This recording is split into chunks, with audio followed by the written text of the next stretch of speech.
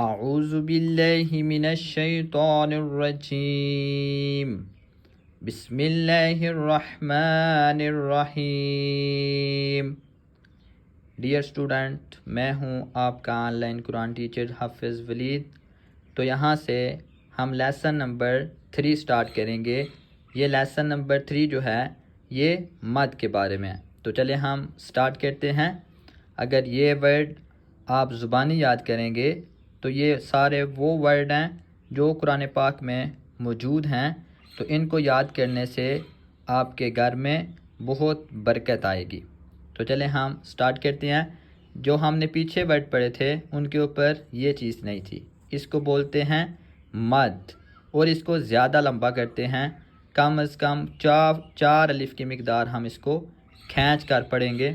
اور آگے یہ میم ہے، پہلے اس کے اوپر مد ہے، پھر یہ شد ہے۔ یہ 3 لائنوں والی جو ہے یہ اس کو شد بولتے ہیں۔ تو جس ورڈ کے اوپر یہ شد ہو، پیچھے والے ورڈ کو اس کے ساتھ ہم ملا کے پڑھیں گے، اور پھر میم کے اوپر بھی مد کریں گے۔ تو چلے ہم پڑھتے ہیں۔ الف کے اوپر کچھ نہیں ہے تو اس کو سمپل ہم پڑھیں گے۔ الف لام، یہ جو لاسٹ میں نے کیا ہے اس کو ہم غنہ بولتے ہیں۔ یہ جب بھی میم اور نون کے اوپر اس طرح کی شد ہوگی تو وہاں پہ غنہ ہوگا۔ تو ہم لام کو جب میم سے ملایا تو یہاں پر پہلے غنہ ہوا، پھر میم کے اوپر ہم مد کریں گے۔ الف لام میم، ہم نے لام کے اوپر مد کی، پھر لام کو میم سے ملایا، پھر میم کے اوپر بھی مد کی، اور اسی طرح یہ آگے۔ الف لام میم صاد، الف لام را، را کے اوپر کھڑی زبر ہے تو اس کو ہم 1 الف کی مقدار کھینچیں گے۔ الف لام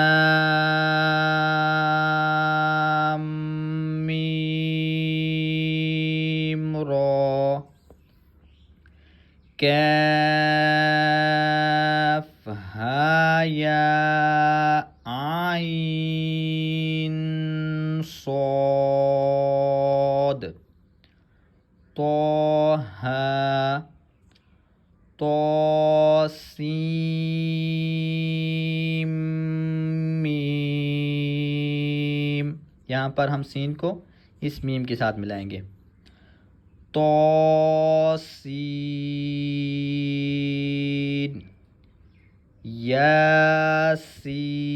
یاسین، صاد،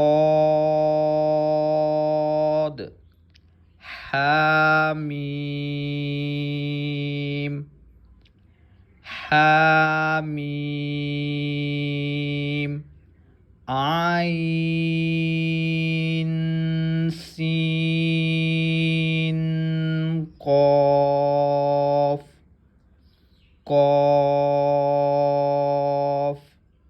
نون۔ صدق اللہ العظیم۔ تو یہاں پر ہمارا لیسن نمبر 3 کمپلیٹ ہو گیا۔